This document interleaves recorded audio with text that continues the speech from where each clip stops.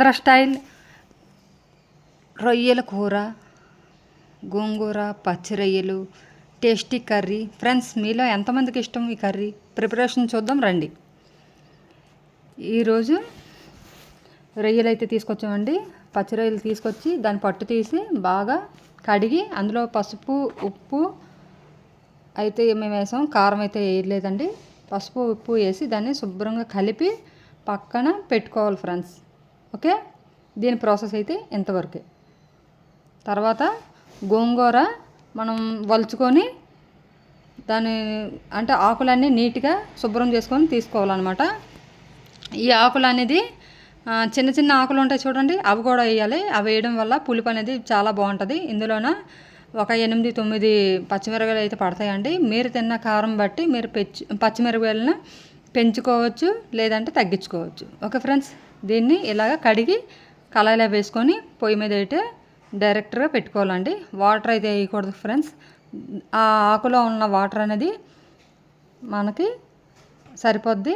Steam చేసినప్పటికీ దాని అంతట్లో అదే దాని వాటర్ అదే అబ్జర్వ్ చేసుకుంటుంది అనమాట.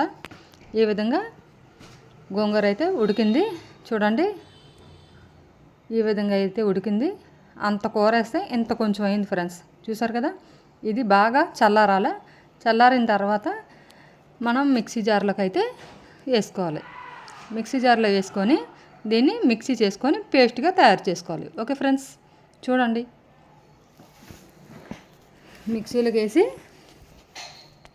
మిక్సీ జార్లో వేసి గ్రైండర్లో అయితే మనం పేస్ట్ చేసుకోవాలి. మెత్తగా పేస్ట్ అనేది చేయకూడదు ఫ్రెండ్స్.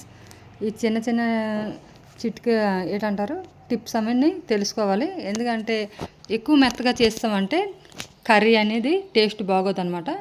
ఇలా బరకగా ఉండేలా చేసుకోవాలి. చూడండి, వీడియోలో చూపిస్తున్నట్టు ఈ విధంగా చేసుకోవాలి. ఎప్పుడైనా ఇంట్లో ట్రై చేయండి. ఓకే, నెక్స్ట్ ప్రాసెస్ టమాటాలు ఒక 2, 4 పచ్చిమిరపకాయలు, ఒక 3 ఉల్లిపాయలు శుభ్రంగా కట్ చేసుకొని పక్కన పెట్టుకోవాలి. నేనైతే రెడీ చేశాను చూడండి. పచ్చిమిరపకాయలు, టమాటాలు, ఉల్లిపాయలు ఇలా చిన్న చిన్న ముక్కలుగా కోసుకున్నాను. తర్వాత ఒక స్టవ్ వెలిగించుకొని స్టవ్ మీద కళాయి పెట్టుకోవాలి. ఇప్పుడు మేము ఏం చేస్తామంటే కళాయిలోన రొయ్యలు ఏవైతే ఉన్నాయో వాటిని కొంచెం ఆయిల్ వేసి కొంచెం అంటే అనుకోండి ఒక టేబుల్ స్పూన్ ఉంటుందేమో అంత ఆయిల్ వేసి కళాయి బాగా కాలిన తర్వాత మనం పచ్చి రొయ్యలు ఏవైతే పసుపు, ఉప్పు కలిపి ఉంచామో ఆ రొయ్యలు తీసుకొచ్చి ఇందులోన వేసి వేపాలన్నమాట. అందులో ఉన్న నీచు నీరు ఏదైతే ఉంటుందో అదంతా మగ్గిపోవాలి. అదంతా పోయి మనకి రొయ్యలు ఏవైతే ఉన్నాయో చక్కగా ఫ్రై అవ్వాలన్నమాట. ఎక్కువ ఫ్రై చేయకూడదు, అంటే అందులో ఉన్న వాటర్ అంతా పోయే వరకు ఫ్రై చేస్తూనే ఉండాలి. చూడండి, నేను ఫ్రై చేస్తున్నాను. ఎలా చేస్తున్నానో చూసి ఆ విధంగా అయితే మీరైతే ఇంట్లో ట్రై చేసుకోవచ్చు. పచ్చిరొయ్యలు కొంతమంది అలాగే వేసేస్తారండి కూరలోన. అలాగే వేయకండి. అలా వేయడం వల్ల నీచు వాసన అనేది వస్తుంది. ఈ విధంగా చేయడం వల్ల అసలు నీచు వాసన అనేది ఇందులోన మనకి ఎక్కడ కూడా అనిపించదు అనమాట. టేస్ట్గా ఉంటుంది కర్రీ కూడా. ఇదిగోనండి, ఇలా ఫ్రై అయింది. ఆయిల్ కూడా కొంచెం వేసాను చూసారు కదా. అందులో ఉన్న వాటర్ తోటి ఆ ఆయిల్ తోటి ఇవైతే ఇంత బాగా ఫ్రై అయ్యాయి. ఇవైతే వేరే ప్లేస్కి తీసి వేరే ఒక ప్లేట్లో తీసుకొని అయితే ఉంచుతాను. చూడండి, ఇవి 1/2 కేజీ రొయ్యలు ఫ్రెండ్స్. మాకు భువనేశ్వర్లో అన్ని కేజీలు 1/2 కేజీలే. వాటాలు అనేది ఇక్కడ ఉండదు. మా అమ్మాళ్ళ ఊర్లో అయితే రొయ్యలు అవి బాగా దొరుకుతాయి. మళ్ళీ కళాయిని అయితే శుభ్రం చేసుకొని తోముకొని మళ్ళీ అదే కళాయిని అయితే నేను పెట్టుకున్నాను. ఎందుకంటే ఇందులోనే నేను నాన్ వెజ్ అనేది వండుతాను అనమాట. అందుకని ఈ కళాయి వాడుతాను. చూస్తూ ఉండండి. మళ్ళీ ఆయిల్ అయితే వేసుకున్నాను.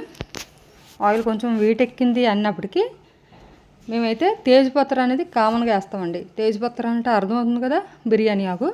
ఒకటైతే ప్రతి కూరలో కూడా ఒక బిర్యానీ ఆకు ఉంటుంది. తర్వాత ఉల్లిపాయలు అనేది చిన్న చిన్న ముక్కలుగా కోసుకున్నాం కాబట్టి అందులో వేసుకొని దూరగా వేపాలి. ఎక్కువ మార్చకూడదు, అలాగని పచ్చిగా ఉండకూడదు. కూర మనకు టేస్ట్గా రావాలంటే అన్నీ కరెక్ట్గా వేసుకోవాలి. చూడండి, పచ్చిమిరపకాయలు ఇలా నిలువుగా కోసుకొని కూరలు అంటే వేసుకోవాలా. కొంతమంది గుండగా కోసేస్తారండి. గుండగా కోసేయడం వల్ల ఇంట్లో పిల్లలు కూడా ఉంటారు కదా, వాళ్ళు తినలేకపోతారు. అందుకని మేము అలా చేయమన్నమాట. తర్వాత టమాటాలు వేసాను చూడండి. టమాటాలు కూడా బాగా ఫ్రై అవ్వాలి. రెండు దగ్గరికి మగ్గేలాగా మనకు తెలిసిపోద్ది. మన అటు ఇటు వేపుతున్నప్పటికి కూరలాగా దగ్గరగా వచ్చేస్తుంది, అంటే వేగిపోయిందని అర్థం. ఇప్పుడు నెక్స్ట్ మనం ఏం చేద్దాం, అందులోకి పసుపు, ఉప్పు, కారం అనేది యాడ్ చేసుకుంటాం. మేమైతే పసుపు ప్రతి దాంట్లో వేస్తాం. కొంతమంది వేస్తారు, కొంతమంది కారంలో కలిపేసుకుంటారు. మాకైతే ఇటువైపు అలా మసాలా కారం అది దొరకదండి, అన్నీ వేరువేరుగా గుండ్లే కొనుక్కోవాలి, ప్యాకెట్లే. కాబట్టి మేము ఇలాగ పసుపు, సాల్ట్, మాకు కల్లుపు కూడా దొరకదు కాబట్టి సాల్ట్ అనేది మేము యూజ్ చేస్తాం. చూడండి,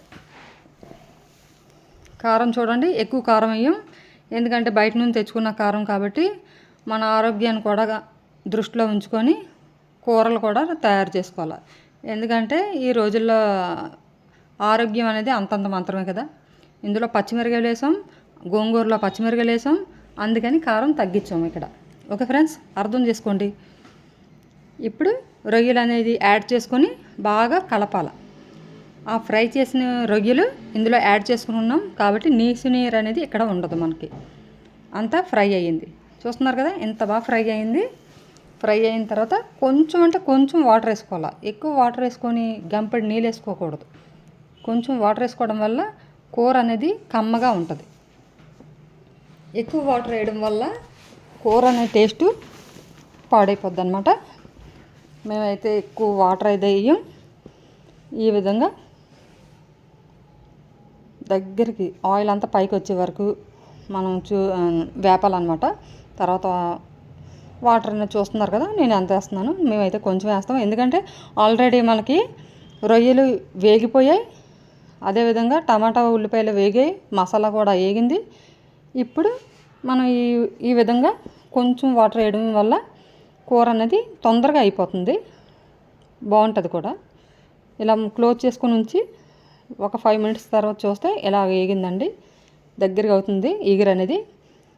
ఈగురు దగ్గరగా అవునప్పుడు మనం ఏం చేయాలంటే, మనం ఇందాక పేస్ట్ పక్కన పెట్టాం కదా, ఆ పేస్ట్ తెచ్చుకొని ఇందులో అనేది యాడ్ చేసుకోవాలన్నమాట. నేనైతే బాగా కలుపుతున్నాను ఆయిల్ అంతా పైకి వచ్చే వరకు, ఎందుకంటే మళ్ళీ గోంగూర వేసినప్పుడు అందులోనూ కొంచెం వాటర్ అనేది యాడ్ చేస్తాం కదా, అందువల్ల. చూస్తున్నారు కదా, ఫస్టే మనం వాటర్ అనేది తక్కువ వేసుకోవాలా. మళ్ళీ ఇవి పేస్ట్ అనేది ఇప్పుడు యాడ్ చేస్తున్నాం, గోంగూర పేస్ట్ వేసాం కదా, ఇప్పుడు బాగా కలపాలి. మాకైతే ఇంత గోంగూర వచ్చింది, సరిపోద్ది 4 members అయితే కుప్పలో. మేమైతే ఒక్కసారే తింటాం, మళ్ళీ నైట్ కూడా తినమన్నమాట. అందువల్ల ఈ విధంగా అయితే మేము చేసుకుంటాం. మా వంటలు ఎలా ఉన్నాయి అన్నది తప్పకుండా కామెంట్ చేసి చెప్పండి. నచ్చితే మా వంటలని ఫాలో అవ్వండి. నేను తెలుగు వంటలు వండుతాను, అలాగే ఒడిస్సా వంటలు కూడా వండుతాను ఇంట్లో. మన ఛానల్లో ఇలా వీడియోస్ పెట్టడం వల్ల తెలుగు వాళ్ళు అయితే తెలుగు వాళ్ళు చూసి నేర్చుకుంటారు, ఒడియా వాళ్ళు ఒకవేళ ఉంటారు కదా, తెలుగు వాళ్ళే ఒడియా వాళ్ళు ఉంటారు, ఒడియా వాళ్ళే తెలుగు వాళ్ళు కూడా ఉంటారు. తెలుగు వచ్చిన వాళ్ళు మాట్లాడతారు, ఇక్కడ కూడా ఉంటారు చాలామంది తెలుగు వాళ్ళు ఉంటారు, వాళ్ళు కూడా నేర్చుకునే అవకాశం ఉంటుందని నేనైతే ఈ విధంగా వంట అనేది చేసి మన ఛానల్లో అప్లోడ్ చేస్తున్నాను. చాలామంది అడుగుతారు ఇది ఎలా చేయాలి, అది ఎలా చేయాలి అని. అందుకోసం ఒకసారి ఛానల్లో పెట్టేసాం అనుకోండి, ఎప్పుడైనా వాళ్ళకి ఏం తినాలనిపిస్తే ఛానల్ ఓపెన్ చేసి అందులో ఉన్న కూరల్ని ఒకసారి చూసుకొని అదే విధంగా వండుకొని తింటారు హ్యాపీగా. ఆంధ్ర వంటలు అంటే ఇక్కడ వడ్డోళ్ళకి చాలా ఇష్టం అండి. మన సాంబార్లన్నా, గోంగూర రొయ్యలన్నా, మనం వండే వంటలన్నా, పచ్చళ్ళన్నా ఇక్కడ వాళ్ళు చెవి కోసేసుకుంటారు అనమాట. నేనైతే వండినప్పుడు ఎప్పుడైనా పక్క వాళ్ళకి ఇస్తూ ఉంటాను. చారు కూడా అడుగుతారు, మీ చారు అది టేస్ట్గా ఉంటుంది అనేసి. అందుకనేసి అప్పుడప్పుడు ఫ్రెండ్స్ కదా అంతా, అందుకనేసి ఇస్తాను అనమాట. చూడండి, రొయ్యలు అయితే దగ్గరగా అయిపోయాయి, మనం అయితే దగ్గరగా కలగబెట్టాం. ఇప్పుడు మీరే చూడండి, ఇందులోన ఎక్కువ వాటర్ ఉందా, లేదు కదా. ఇప్పుడు గరం మసాలా లైట్గా పైన జల్లుకోవాలన్నమాట. ఈ గరం మసాలా జల్లుకొని అటు ఇటు తిప్పి ఒక 5 మినిట్స్ అంటే 5 మినిట్స్ మాత్రమే స్టవ్ మీద మన కళాయి ఉంటుంది. తర్వాత స్టవ్ ఆపియాలి. ఓకే ఫ్రెండ్స్, ఇంత సింపుల్గా ఉన్న వంట ఎక్కడైనా ఉంటుందో చెప్పండి. వంట చెయ్యాలని మన మనసులో ఉండాలి. అది ప్రాసెస్ ఎంత పెద్దదైనా సరే మనకు చాలా సింపుల్గా అనిపిస్తుంది. ఓకే ఫ్రెండ్స్, నచ్చిందా? ఫాలో అవ్వండి. ఇప్పుడు మనం వేడి వేడి గోంగూర పచ్చి రొయ్యలు ready. Andhra special, Andhra style, మనం తెలుగు వాళ్ళు మెచ్చే చెవు కోసుకునే కూర ఇది. ఎవరికి ఇష్టం ఉండదు? ఒకసారి కామెంట్ చేయండి. పచ్చి రొయ్యలు గోంగూర ఎవరికి ఇష్టం ఉండదు? ప్రతి ఒక్కరికి ఇష్టం, అవునా కదా? అయినా సరే మాకు ఇక్కడ గోంగూర అనేది దొరకదు. మేము సంతకెళ్తే ఇక్కడ హట్ట అవుతుంది, అక్కడికి వెళ్తే ప్రత్యేకించి గోంగూర ఉందా లేదా అని అడిగి మరీ తెచ్చుకుంటాను. ఓకే ఫ్రెండ్స్, మరొక వీడియోలో మళ్ళీ కలుద్దాం. అంతవరకు బాయ్ బాయ్.